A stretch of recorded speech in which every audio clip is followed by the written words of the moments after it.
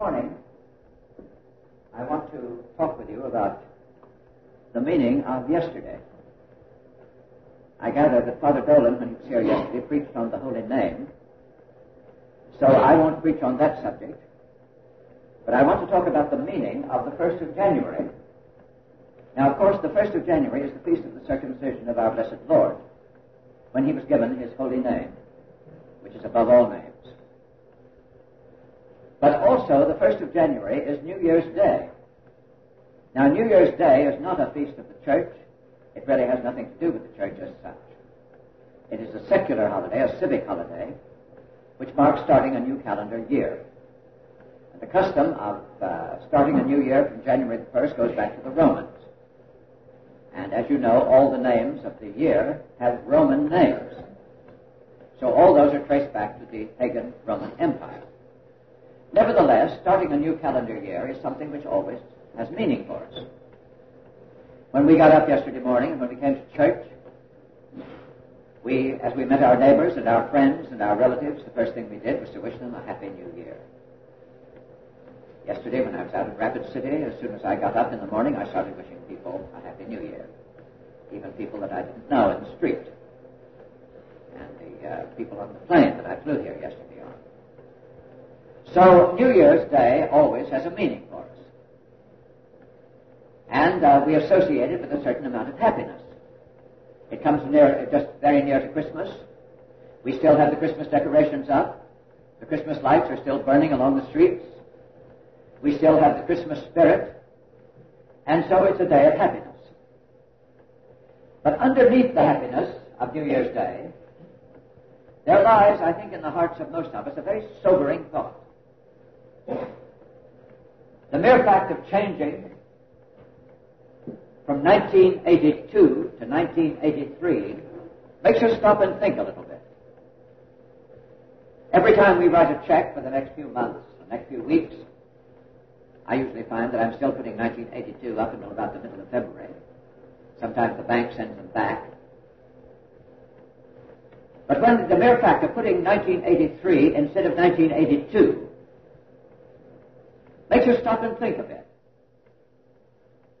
And we realize that time is inexorably going on.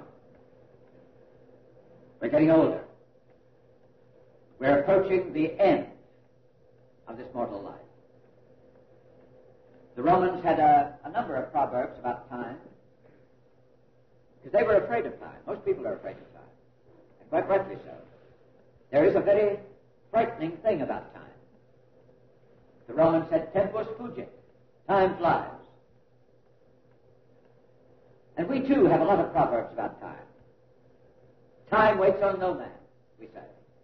We have a number of proverbs. But time is a very mysterious thing. Nobody knows what it is. What is time? It's one of those things we take for granted.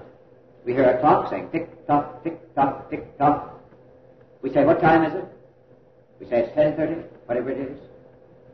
But when we begin to analyze that word time, we realize that we don't really know what it means. What is time? Well, the nearest that I can give a definition to it, it means change. And time somehow refers to the measuring of that change. We see iron rusting. We see wood growing old. We see food spoiling. We see all these changes around us. And we know that somehow that has to do with the passing of time. And as I say, there's a tragic aspect to all that. Because it means we're moving towards some end. And then change itself is frightening. We see children small, angelic, and then before we realize it, those children are teenagers. And we have all the problems with them that teenagers present. And then they go into adulthood, with all the tragedies that come with adulthood, and the complexities and the problems. So all this sort of thing, as I say, has a very tragic aspect to it. A woman picks up a mirror And she begins to look at herself there, and she sees changes coming. She sees wrinkles appearing. She sees the freshness of skin which she formerly had disappearing. And her heart is filled with sorrow, with anxiety, because she knows that she's getting old. That the young woman is no longer there. That she's approaching middle age, and beyond that lies old age. And beyond that lies the unknown. So time baffles us. It crowds in upon us. It crushes us sometimes with this sort of horrible undertone that it has.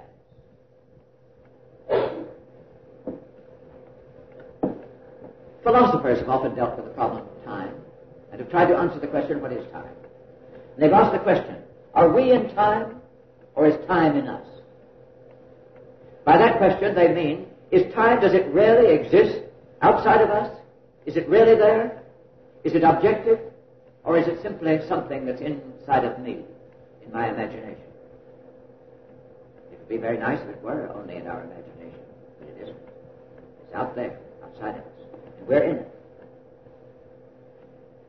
Now, our holy faith, as expressed in the doctrines of the Church and in the Holy Scriptures, tells us that time has to do with a beginning and an end. Time has to have a beginning, and it has to have an end. Now, the beginning of time is creation. The end of time is the second coming of Christ and the end of the world. In order to be time, there must be those two limits, a beginning and an end. There is always an alpha and an omega to time, an A and a Z. And time is that period in between. But what is there outside of time? Time is the medium in which we live as human beings. But outside of time, there is eternity, where there is no change. Eternity is God's medium. Time is our medium. God is in eternity. We are in time. In God, there can be no change. There can be no growing old. Everything is there. It is one complete today. But with us, time has a past, it has a present, it has a future. And it also has a beginning and it has an end. So time began when the world was created, when God said, let there be. Time will stop when God decrees that this world is no longer here, when his divine Son has returned and mankind has been judged.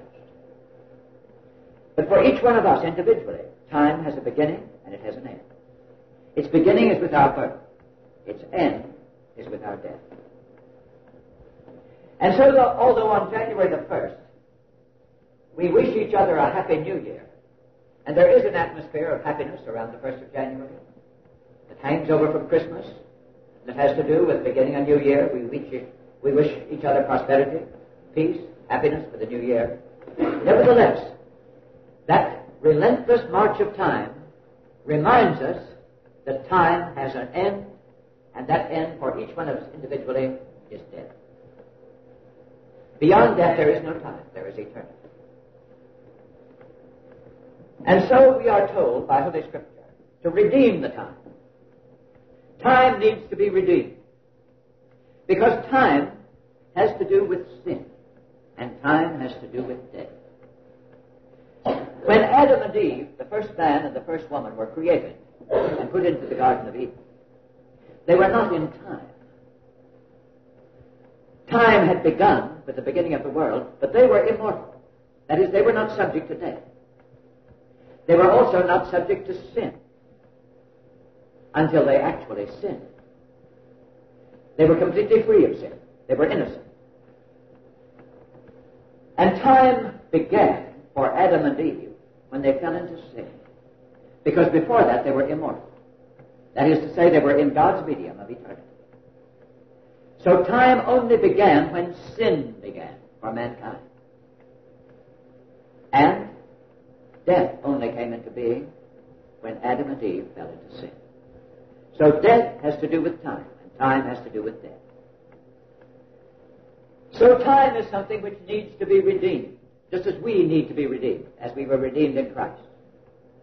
Time has to be put towards salvation. Time has to be taken out of this context of death and of sin and put in the context of eternity. Only eternity can redeem time, as only God can redeem man.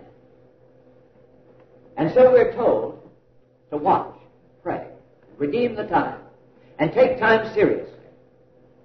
Often we don't take time seriously. There's a horrible little expression we have in our language called killing time.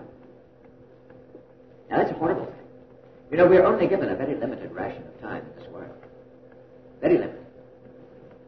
And so for us to talk about killing time is a pretty serious and beastly thing to do. Since we have this very limited ration.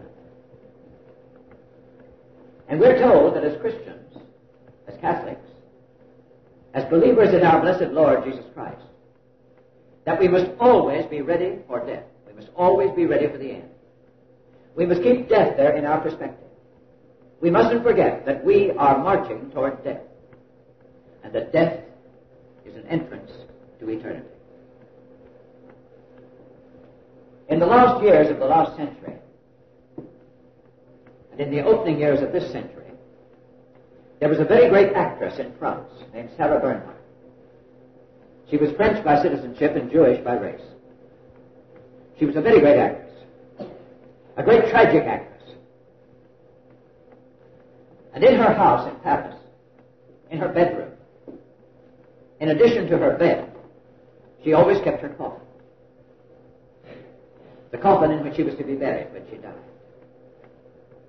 It was a very elaborate coffin, very beautiful, very magnificent, very expensive, because she had expensive tastes. And some nights, instead of sleeping in her bed, she would sleep in her coffin. A very morbid thing to do. I shouldn't want to do that. I'm sure you would. But she argued that that coffin was the bed that she was going to occupy much longer than any other bed. And it behooved her to get used to it. She felt it was appropriate to get used to that bed which she was going to occupy until finally her body had completely decayed and the coffin had decayed with her. So she slept in it from time to time. It's recorded that sometimes friends of hers came into her bedroom unexpectedly and found her lying in the coffin. And it's reported that they got out of there as quickly as they could, screaming, in a fainting condition for the next 15 or 20 minutes. It must have been a horrible thing to find waiting for in a bedroom. Now, I'm not suggesting that any of us should go to that extreme. That is morbid and unhealthy. But all of us should remember that when we pass from year to year, from hour to hour, from month to month, when time marches on, that we must remember that time for each one of us has an end. The ration will give out. And so we're told by our holy faith that this life as its primary purpose is for preparing for eternity. We get so enmeshed in the affairs of this life that we forget very often about eternity. We live in this world as though this were eternal, as though this were perpetual, as though we were going to be here forever, as though the affairs of this life are the only things of importance that there are. But that is not true. Eternity is where we shall be after death. And eternity is forever. Eternity is in saecula saeculorum. Eternity is where God is. And that has priority over this life, over time. Eternity is always more important than time. So in this life we have to prepare ourselves for eternity. We have to prepare our children and those for whom we are responsible for eternity. And if we fail to do it, we shall have to pay for it individually. So time is a very serious thing. We can wish each other, and we should wish each other a Happy New Year. But when New Year comes, year by year, and we begin writing a new date, let us remember that we are marching on toward the end, and that eternity is the goal. One of the most interesting trips that I ever took, and holidays that I spent, was in the Greek monasteries of Mount Athos. Mount Athos is a peninsula in the northeastern corner of Greece that juts out into the Aegean Sea. It's about 30 miles long and anywhere from 2 to 5 miles wide. It's extremely rugged and mountainous. And that peninsula is reserved only for monks of the Greek Orthodox Church, of male sex. No women enter Mount Athos ever. Not even female animals are allowed there. If you see a chicken on Mount Athos, you know it's a rooster. If you see a cow, you know it's a bull. If you see a cat, you know it's a tom. And several thousand monks live there, in magnificent monasteries, some of which go back for 1,000 years. Wonderful examples of Byzantine architecture, filled with treasures of incalculable value. And although these monasteries are richly decorated, the monks there live a life of extreme poverty. I have never seen such poverty as on Mount Athos. And extreme rigor. They eat practically nothing, and when you're a guest there, you eat practically nothing. My chief memory of Mount Athos, my almost chief memory, is of constant hunger. And there are no shops there. You can't go down and get a Hershey bar at the corner. For breakfast, they give you a little, this is by the way, they give you a little cup of Turkish coffee about this big, and a neat slug of brandy, raw brandy. That's breakfast. I looked at the brandy the first morning I was there with great distaste, because I hate brandy. But it was so cold at night, and I had only a ragged blanket, that the second morning I drank it, because it was warming. But that's all by the way. But on Mount Athos, the monks go into chapel, these magnificent Byzantine chapels, every evening, every night, at midnight. They stay there all through the night hours, singing the night offices of the church. And then that vigil ends with the Holy Liturgy of the Mass in the morning, just as dawn is breaking. It's magnificently beautiful, wonderful liturgy, heavenly in its appeal.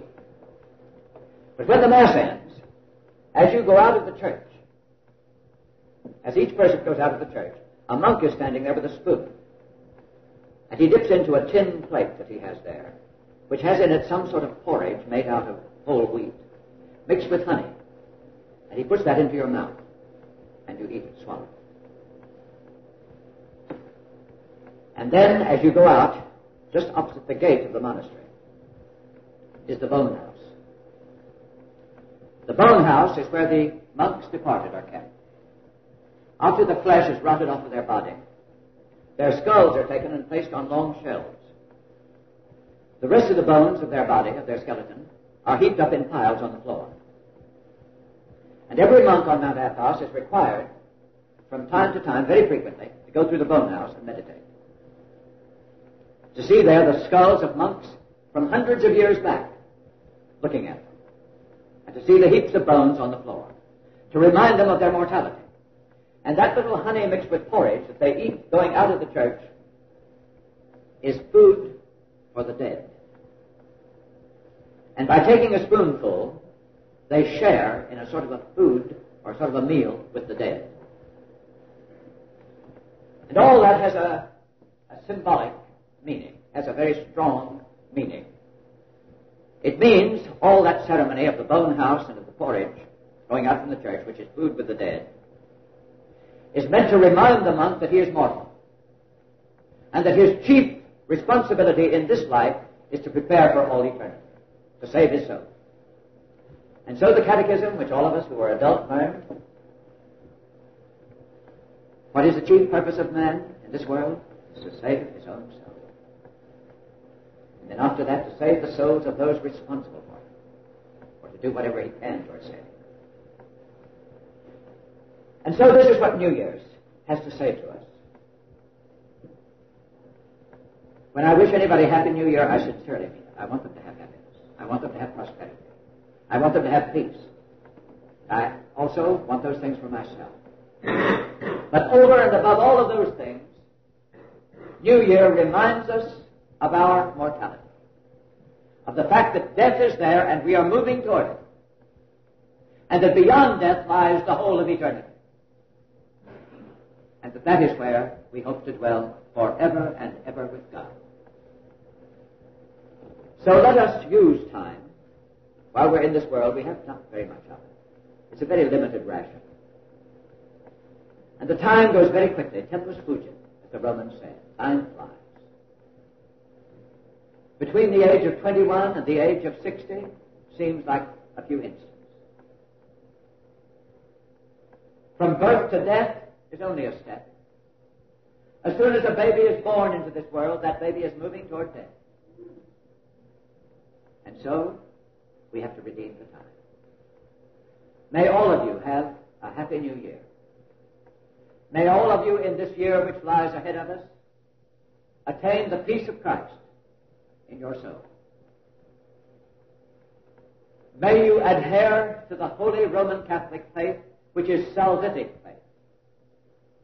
In this world, we cannot experiment with new forms of religion.